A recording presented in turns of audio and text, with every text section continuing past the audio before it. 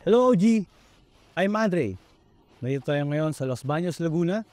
Welcome to Sol Valencia. Tara, pasok tayo.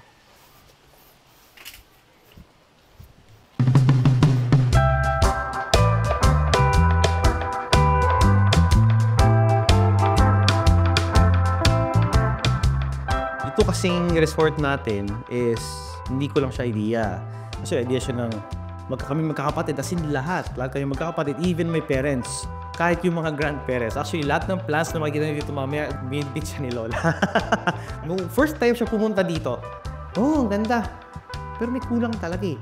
Kailangan kulay green, may kulay green. So, after 3 weeks, may dumating dito, isang truck ng halaman. Kinuha niya sa garden niya.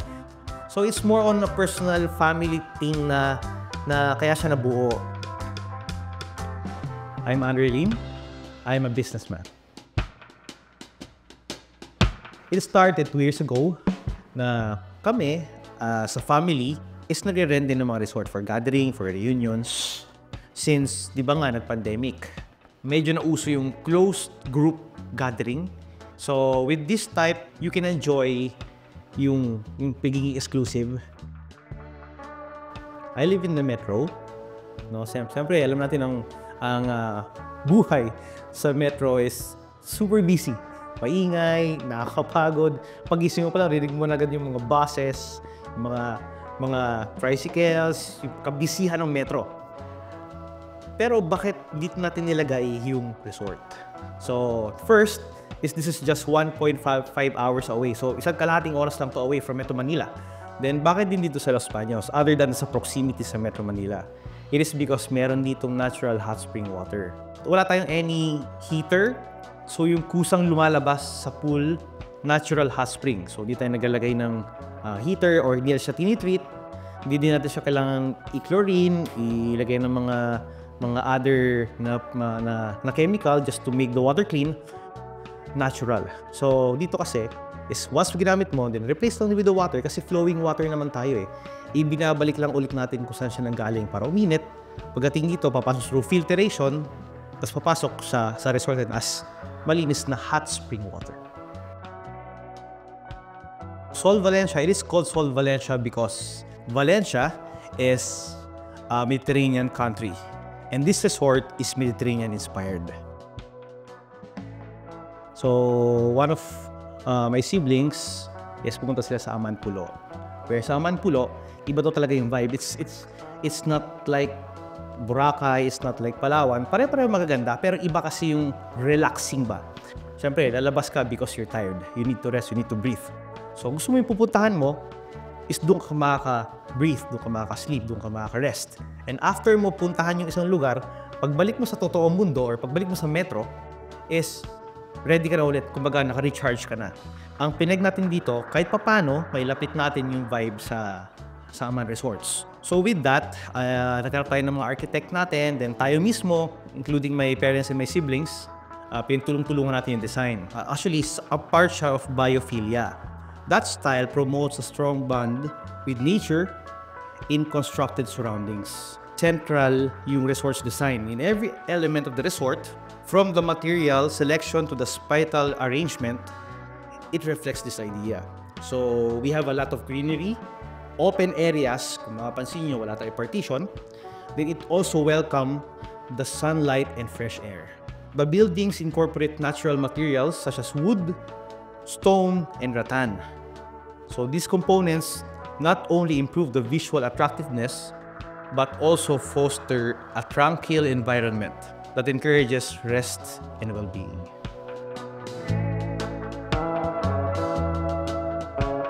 So the lot size of Sol Valencia is 325 square meters, then the floor area naman is 250 square meters.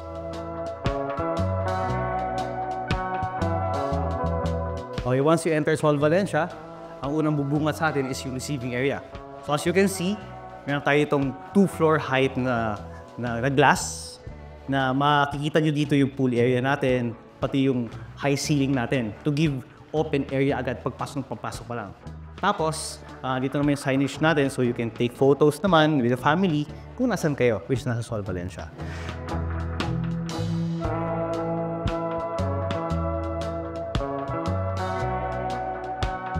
pool naman natin dito is all natural. It means it is not heated, it is not treated. So mainit talaga yung tubig na lumalabas galing sa bukal. Depth naman ng pool natin is from 3 feet to 5 feet. And doon sa side na yun, meron tayong jacuzzi area na naka-close para sa mga bata, hindi safe sila at di sila makaabot dito sa part na malalim.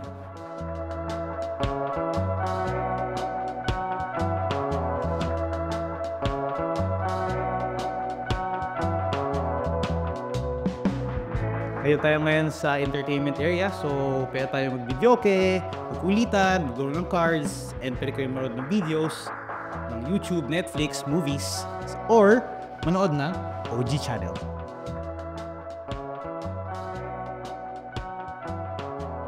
Dito naman tayo sa indoor dining area. Katabi ito yung ating pantry. So pwede nilagay dito yung mga food natin, then everyone in the family or the friends kukuha ng food, ilagay dito. And kasi syempre dito sa Sol Valencia, gusto natin na memories are created. So magkakasama tayo sa isang area. So okay tayo sa first floor. Tara samahan nyo, silipin natin yung second floor.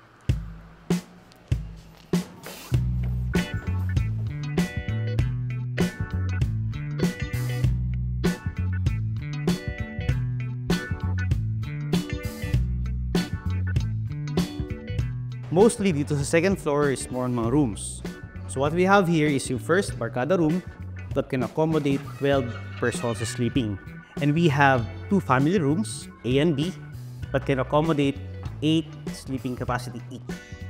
And lastly, yung ating master's bedroom that's perfect for couples or yung parents or lovers.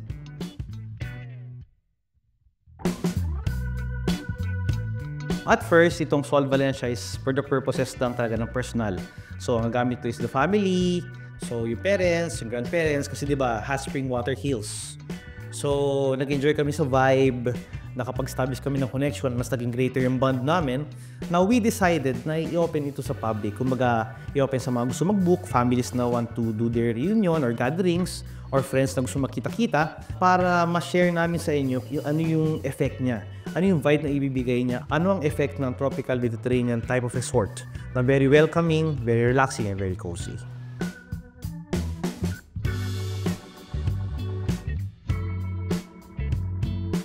So, as you can see, sa interior at exterior ng ating resort, so makita din is full of wood. Pero hindi talaga tayo gumamit ng natural wood. As you can see, PVCs or metals na nilagyan natin ng wood design. Gustuin kasi natin maging full wood ang ating resort para mas cozy yung vibe, mas softer yung feels. Is hindi maaari. It is because for every structure na gagawin nyo, you need to study the soil. We conducted soil tests. Actually, i-share ko lang din sa inyo, it's supposed to be meron tayong basement. Pero yun nga, sa soil test natin, number 1 na lumabas sa result is masyadong matubig yung ilalim ng lupa. That's why yung basement itong Sol Valencia was cancelled. Kasi doon dapat yung ating videoke. Kasi para nga, pag may mag-videoke, hindi masyadong maingay kasi nasa basement sila. Pero since nalaman natin ang soil natin is masyadong matubig, medyo mahirap maglagay ng basement. Then number 2, nalaman natin na may mga pests sa soil dito sa area, which is normally yung tinatawag na termites or anay. So, syempre, ang anay, alam natin, ang favorite food niyan is the wood. So, as much as we want to, we cannot.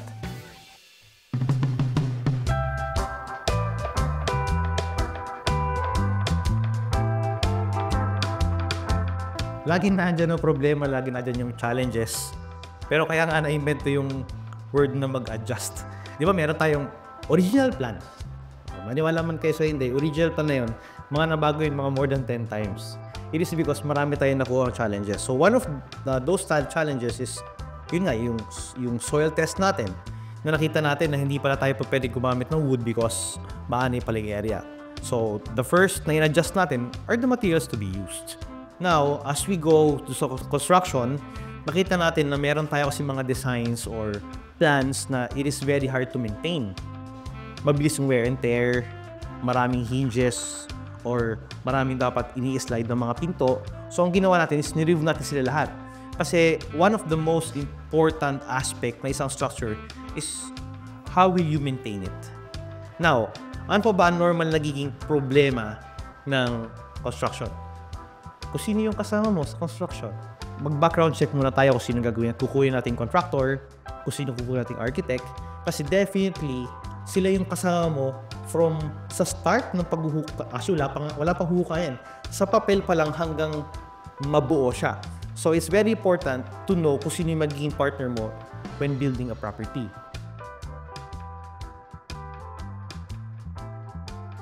Actually, sobrang daming learning pero ang most important doon sa mga learnings na yun is kung sino yung mga pinili mong makasama doon sa project na yun from start to finish.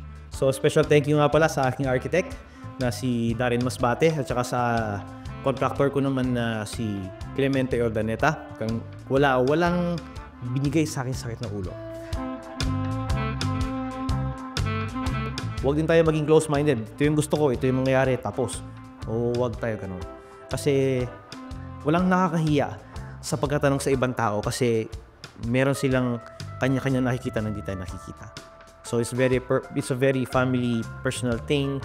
At saka iba yung saya ba na dahil marami nag-contribute sa resort na to. So meron tayong mga siblings, parents, grandparents, other family, contractor, engineer na natapos to.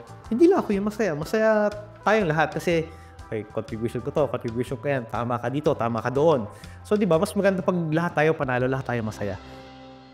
Want to share your house and get featured? Email us at stories.onlygood@gmail.com and tell us about your interesting home story. For more videos like this, subscribe to OG and be part of the community.